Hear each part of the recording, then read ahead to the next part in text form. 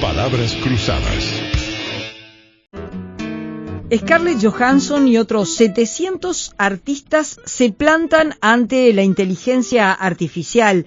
Así titulaba los portales de la prensa española.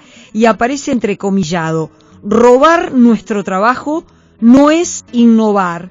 Más de 700 artistas de Hollywood, escritores, creadores, han hecho público un manifiesto contra el avance sin control de la inteligencia artificial. Robar nuestro trabajo no es innovar. Y allí está, les decía, también está Natalie Portman, está Kate Blanchett, estaba Ben Affleck, bueno, famosísimos en contra de este concepto, ¿no? Que no nos roben nuestro trabajo. Por eso, para hablar de este tema, va a ser un gusto recibir al contador público Gabriel Budiño, académico del posgrado en Sistemas de Información. Bienvenido, Gabriel, ¿cómo andás? Un gusto Bien, tenerte Bárbaro. en Palabras Cruzadas. Un placer estar de vuelta por Sarandí.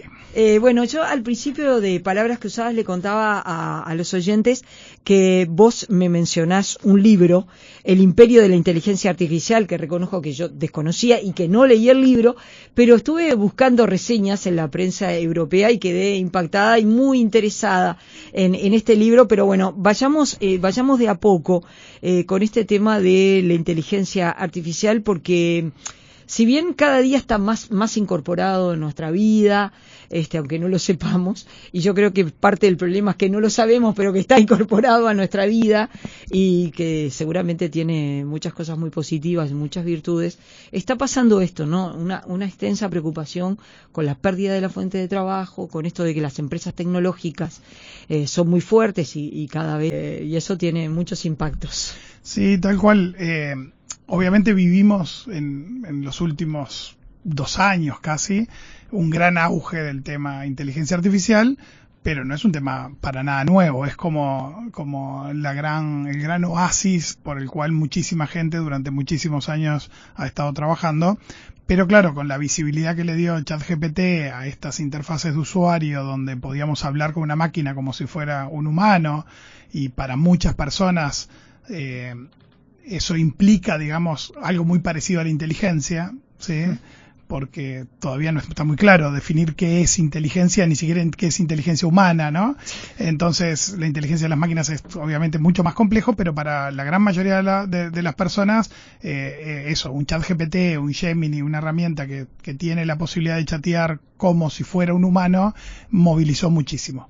Pero la inteligencia artificial estaba en nuestra gran mayoría de las personas, un ChatGPT, un Gemini, una herramienta que tiene la posibilidad de chatear como si fuera un humano, movilizó muchísimo.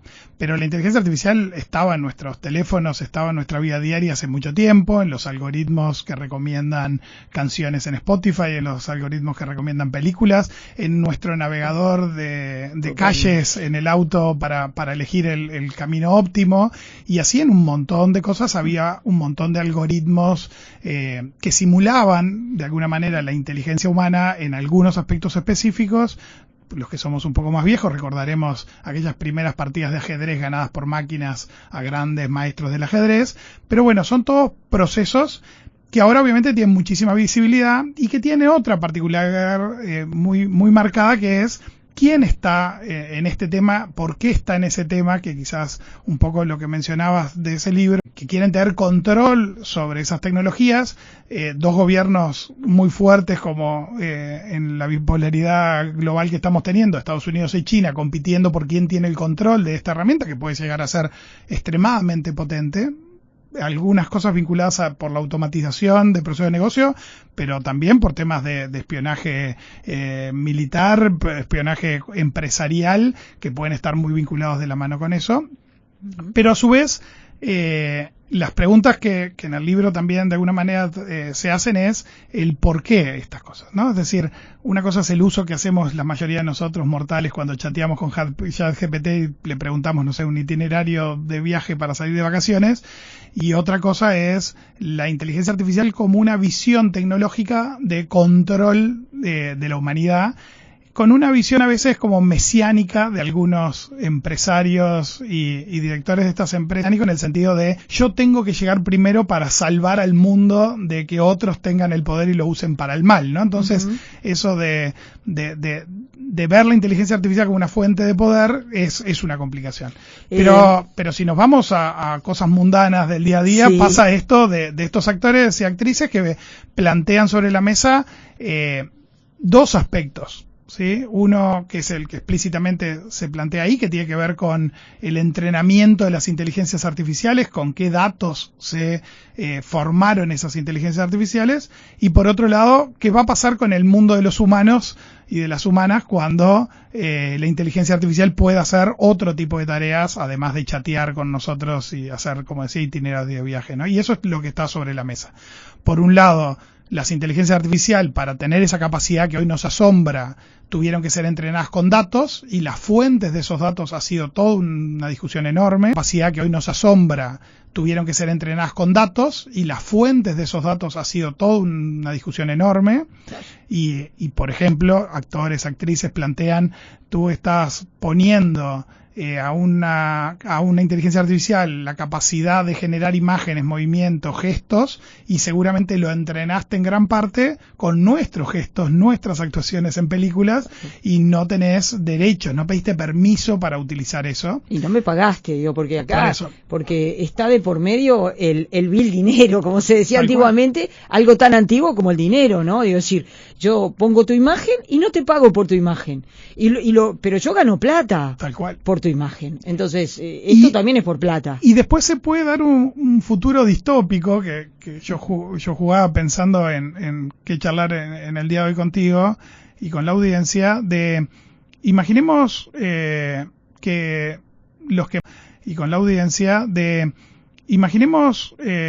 que los que manejan inteligencia artificial deciden decirle a Scarlett Johansson, está bien, tu imagen vale, y definen un precio y le pagan a Scarlett Johansson por su imagen. Y se lo pagan para entrenar a una inteligencia artificial para que tenga todos los gestos y la calidad actoral que tiene Scarlett Johansson, pero a lo mejor también le pagan por poder producir una película con su imagen sin que ella participe de la actuación. Y eso es un problema aún mucho más complicado. Mucho más complicado. Porque hasta qué punto vamos a tener control sobre el producto final, por más que hayamos cedido nuestros derechos de imagen. Es decir, ¿qué pasa cuando haya una película donde actúa Scarlett Johansson, pero generada 100% con inteligencia artificial, donde Scarlett Johansson lo único que hizo fue recibir una fortuna, pero está en su casa, nunca participó del rodaje y no le planteó su impronta personal? Y una segunda vuelta de tuerca que se da cuando, una vez que nos acostumbremos a ver actores zombies generados por inteligencia artificial, ya no va a ser necesaria la imagen que junta taquilla como la de Scarlett Johansson, sino que podríamos hacer películas 100% con actores creados con inteligencia artificial, que sean el promedio de muchísimos actores y que dejen de tener sentido. Entonces, la industria está preocupada. Sí, se está llegando tanto, porque, por ejemplo, en la producción audiovisual comerciales, publicidad, televisión, los costos de rodaje solían ser muy altos, los costos de inteligencia artificial están siendo muy bajos, y está siendo muy tentador producir películas o pequeños cortos publicitarios con actores no reales. En algunos casos sin violar la imagen de la persona, pero en el futuro podría ser de que que le estoy pagando a ese actor por dejarme usar su imagen, pero ni siquiera le pido que venga al rodaje, ¿no? Es decir, yo mismo, se puede hacer hoy. La calidad es mala, a veces se nota. Mi hija de 17 años pasa todo el tiempo midiendo, eso es inteligencia artificial, qué horrible. Qué bárbaro, porque los chiquilines se dan cuenta, ¿no? Uno pero no tanto. Nos damos cuenta ahora porque todo es muy artesanal y muy inicial. Pero va a llegar un momento que no nos vamos a dar cuenta. Que va a ser completamente transparente. Como tampoco nos damos cuenta en un montón de fotos editadas que hacían que un atardecer fuera maravilloso y no fuera real, o que el cuerpo de una actriz fuera maravilloso y estaba totalmente retocado, y esa venta de la belleza perfecta y de la juventud eterna, y se hacía a mano, ahora va a poder hacerse con máquinas, pero los humanos en los últimos tiempos nos hemos ido acostumbrando a convivir con productos no naturales, digamos, y eso implica un repensar toda nuestra sociedad. No solo un tema de fuentes de trabajo o de dinero y compensación, sino de que el mundo que vamos a vivir en los próximos años seguramente sea muy distinto y vivir con productos no naturales, digamos. Y eso implica un repensar toda nuestra sociedad. No solo un tema de fuentes de trabajo o de dinero y compensación, sino de que el mundo que vamos a vivir en los próximos años seguramente sea muy distinto y por lo tanto hay decisiones para tomar y la pregunta que subyace es ¿quién va a tomar esas decisiones? ¿Las grandes compañías, los gobiernos, las personas a nivel individual? Eso es todo un tema. Digo, en nuestros países no tanto. Yo siento que en Europa está instalada la educación, la discusión.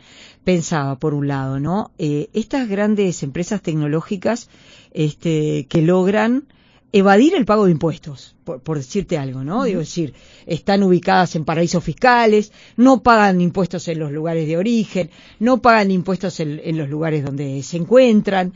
Es decir, ya desde ese punto de vista hay una batalla que realmente hace rato perdiendo. Y después esta otra, ¿no? Digo, decir, se está utilizando la imagen de la gente, se está utilizando el trabajo de otros, para ganancia de unos pocos. Porque cuando después hablamos de la concentración de la riqueza, estamos hablando también de esto.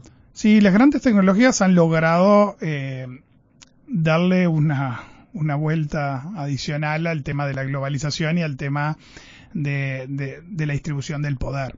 Es decir, a esta altura, las grandes tecnologías tienen más poder y más importancia que muchísimos estados y mayores volúmenes de dinero que los productos brutos de un montón de países. La inversión de algunas empresas de inteligencia artificial supera el Producto Bruto de México, por ejemplo. Entonces, claro, no estamos hablando de algo comparable con los tamaños nuestros. Nosotros somos una pequeña ciudad en procesadores para responder. Recursos físicos también para el enfriar los centros de cómputos, y eso es una discusión grande para Uruguay, porque en Chile y en Uruguay está planteado como un lugar ideal para poner centros de procesamiento de datos muy grandes que consumen mucha agua para enfriar procesadores. Pero también está el consumo de recursos digitales, que son nuestras fotos familiares en Facebook de hace muchos años atrás, nuestras opiniones en redes sociales, porque claro, la imagen de actores y actrices conocidos haciendo una película, y principalmente con algo que en Internet ha existido de siempre con mucho esfuerzo, que es la pornografía, es decir, tomar imágenes de Scarlett Johansson para generar películas pornográficas con la imagen de Scarlett Johansson, es como muy obvio y muy evidente. Pero ahora, ¿cuál fue la producción escrita que hicieron un montón de periodistas? ¿O cuál fue Ana María Mizrahi todos los días estando frente a micrófonos? Eso quizás no tiene la visibilidad de las caras de Scarlett Johansson, pero todos esos insumos también se utilizan para las generaciones de voz, para las generaciones de texto, y también están haciendo una expropiación, digamos, apropiarse de un conjunto de recursos, en este caso digitales. Esta autora que mencionabas en el libro del Imperio de la IA, desde una visión muy norteamericana, muy de Silicon Valley, porque ella es una periodista de medios tradicionales e importantes y ha estado en el corazón de Silicon Valley en California, plantea una mirada que tiene que ver con el imperialismo de datos, que tiene que ver con la extracción de recursos, que es muy parecida a una época colonial, ¿no? De llegar a países ricos en recursos, extraer sus recursos para generar ingresos en otra parte del mundo, ¿no? Y esa es una realidad que estamos viviendo hoy. Y bueno, digo, si recursos... Una época colonial, ¿no? De llegar a países ricos en recursos, extraer sus recursos para generar ingresos en otra parte del mundo, ¿no? Y esa es una realidad que estamos viviendo hoy. Y bueno, digo, si recursos naturales para poder hacer productos tecnológicos tan baratos, cada vez más baratos. ¿Y eso cómo se hace? Eso se hace explotando niños, se hace tomando recursos naturales de países con institucionalidades muy endebles. Por eso en Europa también este tema, yo te decía, me parece, ¿no? Por lo que uno ve en la prensa, se está discutiendo y mucho, ¿no? Es decir, quizás la gente no sabe que Google está instalado en un paraíso fiscal y prácticamente no paga impuestos en ninguna parte del mundo. Ustedes dirán, ¿qué estás diciendo, Ana María? No, lo que escuchan. No paga impuestos en ninguna parte del mundo. Las industrias digitales tienen la ventaja de tener un componente fuerte, tiene un para que se queden. Y obviamente cuando producimos cosas, eso es desde la revolución industrial para atrás, para adelante, para donde quieras, consumimos recursos para producir cosas. Y toda la innovación, el crecimiento, el desarrollo tiene que ver con el consumo de recursos. Está bien, tiene un componente, como decía, de recursos físicos, también tiene un componente de recursos digitales, que no significa que tengamos que ser antitecnológicos. Obviamente pensar en ser ludistas frente al desarrollo de la tecnología a esta altura creo que es muy ridículo, salvo una opción muy personal, individual, decir me voy a vivir a una playa de la pesca, digamos, una visión muy hippie de verdad, digamos, pero en el resto está bien. El tema es cuál es el ritmo, ¿no? Es decir, cuál es el ritmo de crecimiento y de desarrollo de esas tecnologías y cómo es el ritmo del consumo de esos recursos y quiénes son los que salen dañados en ese proceso. Y de desarrollo de esas tecnologías y cómo es el ritmo del consumo de esos recursos y quiénes son los que salen dañados en ese proceso. Toda la validación, por ejemplo, que se necesita en inteligencia artificial para que la inteligencia artificial no dé resultados éticamente nefastos, por ejemplo, que no genere imágenes de abusos infantil, ¿sí?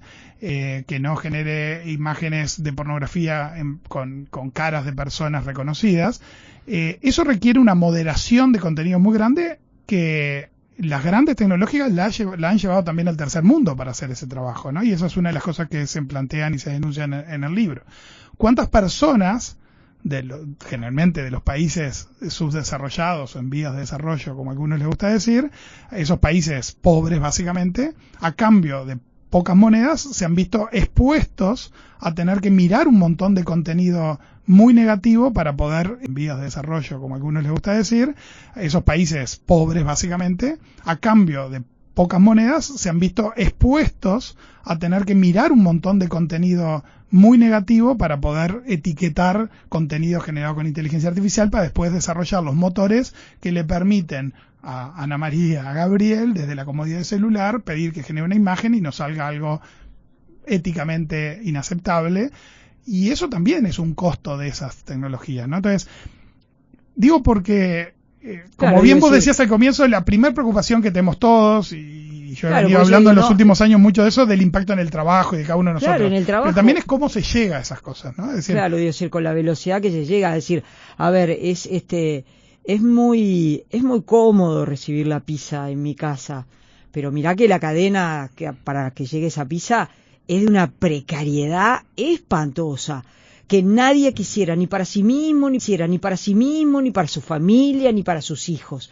Porque tenemos que también ser un poco conscientes de eso. Cuando uno mira estudios que ha hecho la Universidad Católica de cómo trabajan esas empresas que nos resultan a todos nosotros muy cómodos de nuestro sillón, quiero decirles que de 11 ítems que tienen que cumplir, en los 11, todas esas súper famosas, 11 las incumplen. Ninguno de nosotros aceptaría algo así, ni para sí mismo, ni para sus hijos, ni para sus familiares. Entonces, digo decir, porque también tenemos que ser conscientes que esa comodidad, entre comillas, alguien la paga, y eso hay que saberlo. Sí, y hay que a eso, yo me gusta siempre agregarle porque digo, pasó lo mismo con el cambio climático, de no convertirlo en un tema de decisiones individuales. Es decir, ¿a qué me refiero con eso?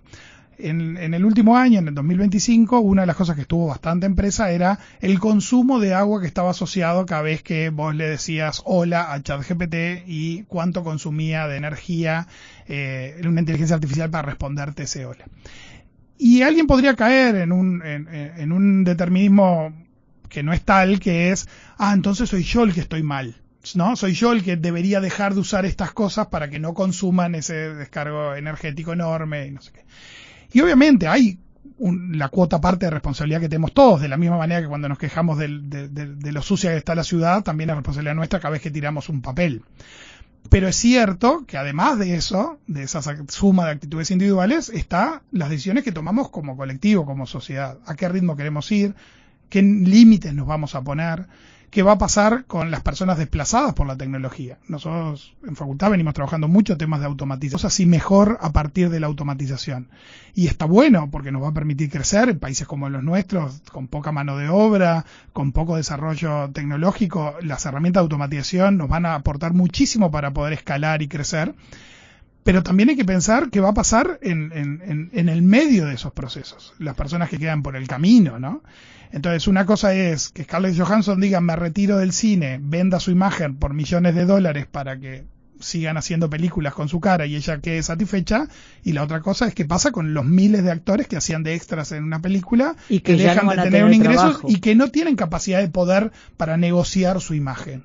Entonces ahí es donde también precisamos a los estados, a las organizaciones no gubernamentales, para tener una mirada mucho más completa que la mirada individual de yo me protejo, yo me salvo a mí mismo, claro, yo recibo mi compensación, porque en el resto hay un montón que no tienen capacidades reales de defender sus totalmente. derechos. Claro, yo pensaba como desde la política pública. Gubernamentales, para tener una mirada mucho más completa que la mirada individual de yo me protejo, yo me salvo a mí mismo, claro, yo recibo mi compensación, porque en el resto hay un montón que no tienen capacidades reales de defender sus totalmente. derechos. Claro, yo pensaba como desde la política pública, porque es un tema muy complicado. Antiguamente vos tenías un trabajo, había una negociación, se podía pelear por condiciones de trabajo y por un aumento salarial determinado, pero ahora te pasa que llegan máquinas a las que vos no te podés oponer que el empresario traiga máquinas. ¿Qué derecho te vas a oponer?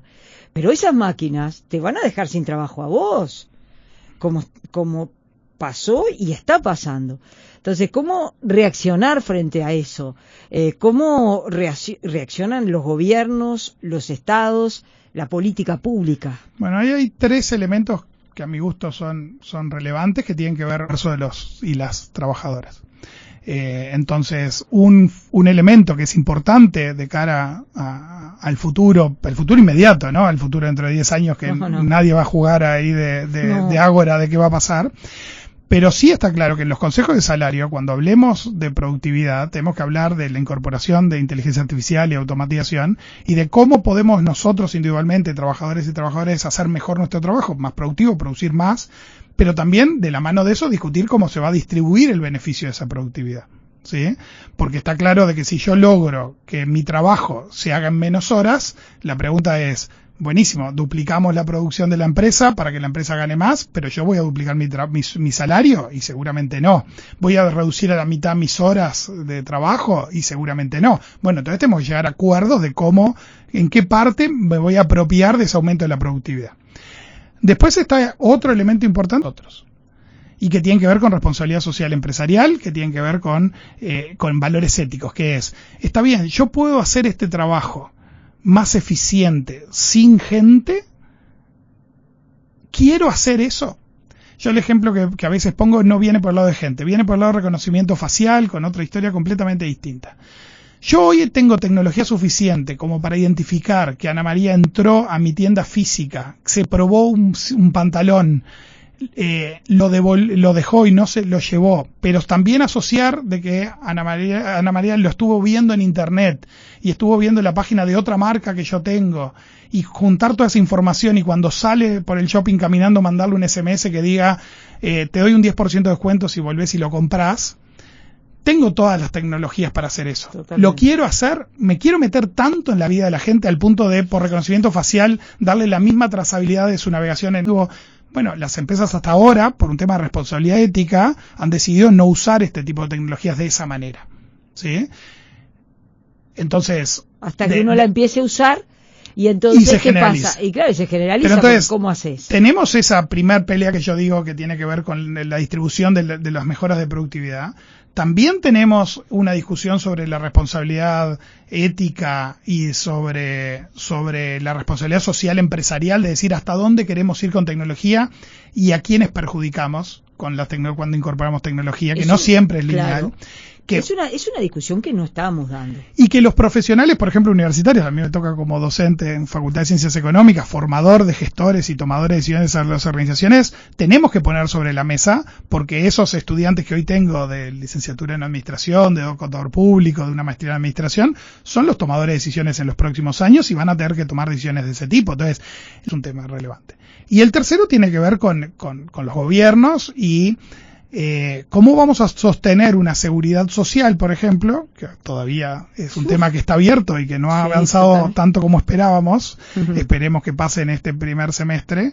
Tenemos una discusión sobre la mesa de que el factor trabajo, el peso relativo del factor trabajo en la producción va a ir cayendo con los próximos años. Y al caer el factor trabajo en la producción, la pregunta no es cómo hacemos para cuántos años más tiene que trabajar la gente o cuánto más tienen que aportar los trabajadores para financiar el sistema de seguridad social, sino que tenemos que empezar a pensar con otra cabeza, que es las personas tenemos derecho a terminar nuestra vida laboral y a descansar, y la sociedad en su conjunto se tiene que hacer cargo de eso, no solo los trabajadores y los empleadores que emplean humanos, sino una empresa que sea 100% tecnológica, que no utiliza el factor humano para prácticamente nada, a terminar nuestra vida laboral y a descansar, y la sociedad en su conjunto se tiene que hacer cargo de eso, no solo los trabajadores y los empleadores que emplean humanos, sino una empresa que sea 100% tecnológica, que no utiliza el factor humano para prácticamente nada, también debería colaborar para que los humanos a los N años, 60, 65, 70, lo que quieran, tengan una vida de descanso después de una vida productiva activa. Y eso es una discusión que tenemos que poner sobre la mesa, que es, no podemos financiar la seguridad social solo a partir del trabajo humano, porque el trabajo humano va a ir decayendo, y eso es bueno. Porque a veces tenemos poca memoria de los humanos, ¿no? Esto de la ley de 8 horas, que lo que nos parece relativamente normal para muchos de nosotros, no para todos, hay un montón de uruguayas y uruguayas que laburan mucho más de 8 horas, totalmente. Pero la norma dice 8 horas es lo que habría que trabajar, no es de toda la vida de la humanidad. Hasta no hace mucho trabajamos 12 horas como algo normal, y hasta no hace mucho un granjero antes de la Revolución Industrial trabajaba todo el santo día. Con la Revolución Industrial pasó a las ciudades y trabajaba 12, 14, 16 Totalmente. horas. Entonces, de la misma manera que no es tan histórica las 8 horas, seguramente de aquí para adelante trabajaremos menos horas, y eso es bueno, ganaremos en calidad de vida. El tema es quién financia, quién paga la fiesta, y bueno, debería ser la sociedad en su conjunto que pague la fiesta, a partir de que seguimos siendo una sociedad que se enriquece, que crece productivamente, y bueno, esa es la discusión que tenemos que tener sobre la mesa. Digo esto para que no quede una sensación de qué mala es la inteligencia artificial o qué mal es la automatización que nos va a dejar sin trabajo.